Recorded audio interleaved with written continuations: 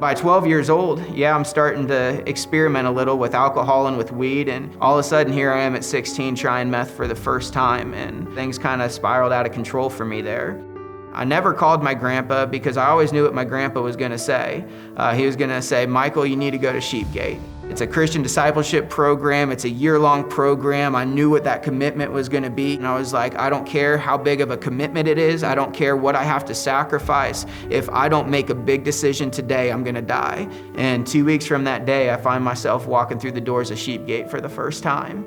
And I got through that first night, I was just happy to have a warm bed to sleep in. And I remember coming downstairs that day, just going through the motions, and we get to chapel service. And man, the first song that came on that morning was "I Can Only Imagine" by 𝗦𝗫𝗄, which is one of 3 songs they played on a loop at my dad's funeral when I was 17 years old. And as soon as that song came on, it was like every single hurt and every single pain and every single thing that I'd been stuffing down my entire life came to the surface all at once. And man, I began to bawl.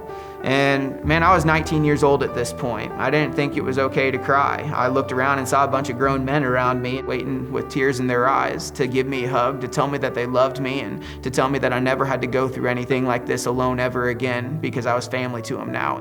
And all of a sudden in that moment, for the first time in my life, I was accepted, not because I had money, not because I had dope, not because I had a car to get somebody where they wanted to go, but just simply because of who I was as a person. I was accepted.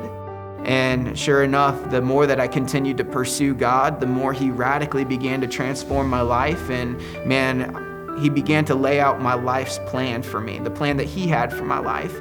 I mean, to me, it just blows me away every single time to wake up and understand the life I'm getting to live now, and how absolutely none of it would be possible unless God intervened in my life and brought me to where I am today.